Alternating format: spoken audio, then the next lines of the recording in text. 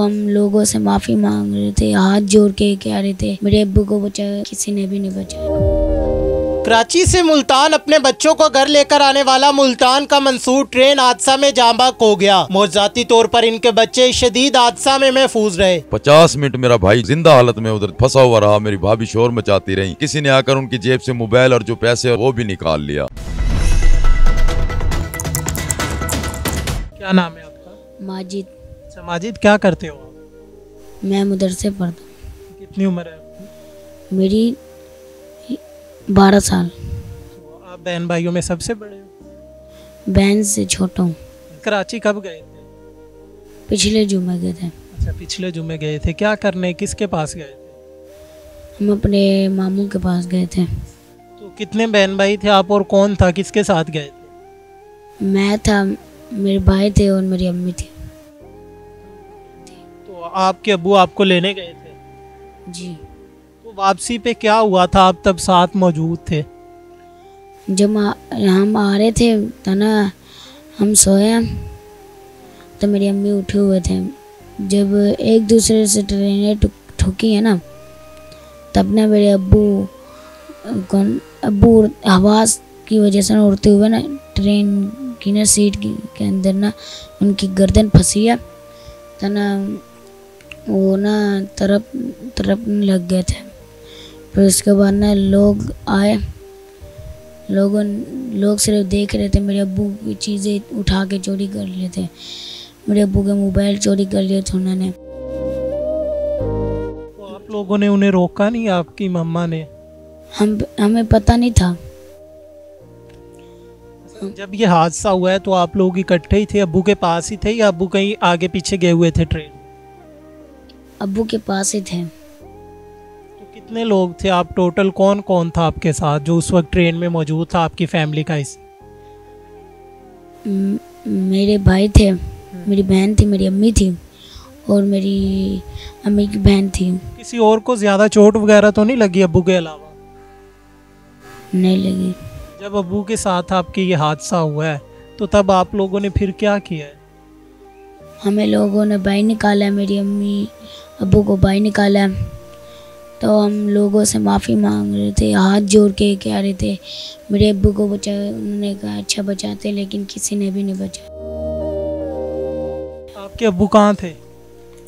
मेरे अब्बू ट्रेन में फंसे हुए थे। अंदर फंस गए थे? जी, उनकी गर्दन फंस गई थी। तो फिर किसने निकाला और कब निकाला था, कितनी देर बाद? पता नहीं है। अच्छा, आप लोग आ गए थे फिर? जी, फिर हम बैठे हुए थे वहीं, फिर एम्बुलेंस आई, वो मेरे अब्बू को लेके गई। तो आप लोगों का घर राब्ता कैसे हुआ, किससे हुआ था, कब हुआ था? हमारे चाचू से हुआ था। फिर उन्होंने आदमी भेजे थे, अपने मुरीद भेजे थे, उन्होंने हमें हॉस्पिटल ले गए। तो जब आप अपने बाबा को मिले वो जिंदा थे या नहीं जिंदा थे हादसे के बाद? नहीं जिंदा थे। याद आती है? अब्बू की याद आती है। क्या होता है जब याद आती है? अब्बू की पुरानी बातें याद आती हैं। क्या कहा करते थे अब्बू जो बातें याद आती हैं?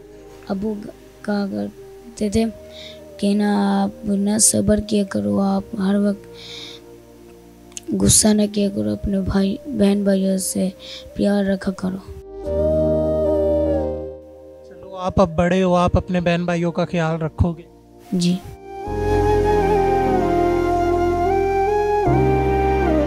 हादसे में जाँ बहक होने वाले मंसूर के जो बड़े भाई हैं वो हमारे साथ मौजूद है। बाकी की तफसीलात इनकी ज़ुबानी जानते हैं कि इनकी आखिरी दफ़ा मंसूर से बात कब हुई थी और इन्हें कब इत्तला हुई कि मंसूर हादसे में जाँ बहक हो चुका है। क्या नाम है आपका? फारूक अहमद। फारूक साहब, मुझे ये बताएं कि आपको कब इत्तला होती है कि आपका भाई का एक्सीडेंट हो गया है? तकरीबन 1:15 बजे जो है ना भाई को कॉल आई थी। मेरे छोटे भाई वियाड़ी में रहते हैं, सूफी उस्मान साहब। तो उसके बाद भाभी की कॉल आई थी कि हम ट्रेन का एक्सीडेंट हो गया, हम बाहर निकल चुके हैं और मंसूर अहमद अतारी जो है ना वो अंदर ट्रेन में फंसे हुए हैं। तो फिर मुसलसल हम राब्ते में रहे। तकरीबन 50 मिनट तक जो है ना भाई उधर अंदर फंसे रहे। 50 मिनट तक किसी ने भी उनको मदद नहीं दी। तो उसके बाद उनको, आपकी जो फैमिली थी या लोग थे, उन्होंने भी कोशिश वगैरह नहीं? बच्चे थे, वो लेडीज़ थी, वो क्या करते, वो बेचारे अंदर भाग के देखते थे, फिर आके बाहर शोर मचाते थे। तो हमने कल किसी चैनल पे भी हमने जो है ना देखा है वो बच्चे, वो हमें नज़र आया है कि बच्चे खड़े हुए रो भी रहे थे और शोर भी मचा रहे थे। आपकी आखिरी दफ़ा कब बात हुई थी अपने भाई से? मेरे भाई से के साथ आखिरी दफ़ा बात हुई थी जुम्मे वाले दिन शाम को, जब वो इधर से गए हैं बच्चों को लेने के लिए। तो ये काम क्या करते थे? ये गवर्नमेंट जॉब थी सारी इनकी, महकमा हेल्थ में थे, सेक्रेटरी दफ्तर में थे। तो आपके जो भतीजे थे, भतीजियाँ थी, आपके भाई की मैयत थी, वो यहाँ पर कब पहुँचे और कैसे पहुँचे? वो सुबह 5:30 बजे तकरीबन यहाँ पहुँचे हैं और उधर नवाब शाह में भाई साहब के मुरीद थे, जानने वाले थे, जिन्होंने अपनी मदद आपके तहत बच्चों को भी इकट्ठा किया, बॉडी को भी बहुत मुश्किल के साथ तकरीबन 3-4 घंटों के बाद वहाँ से वसूल किया और अपनी मदद आपके तहत हमने एम्बुलेंस करा कर उन्होंने यहाँ उनको भेजा। 5:30 बजे तकरीबन वो हमारे पास पहुँचे हैं। तो ये कितने लोग थे टोटल जो वहाँ पे गए हुए थे? ये तकरीबन 2 फैमिलियाँ थीं, 4 बच्चे थे भाई साहब के, मियाँ बीवी थे, उसके अलावा इनकी साली थी और एक हमारी खाला थी और एक बच्ची थी उनके साथ। तो बाकी किसी को कोई इंजरी तो नहीं हुई? बाकी सारे ठीक हैं? चोटें वगैरह लगी हुई हैं, अभी बच्चों को हमने ट्रीटमेंट करवाई है, हड्डियाँ वगैरह ठीक हैं। तो जो हमारी लेडीज़ हैं वो काफ़ी जो है ना अपना सूजने वगैरह हैं। फारूक साहब क्या देखते हैं कि क्या वजह है इसके पीछे? इसके पीछे जी वही पुरानी सी बात है, वही वजह है, गफलत है, नाअहली है और ये समझ लें करप्शन है।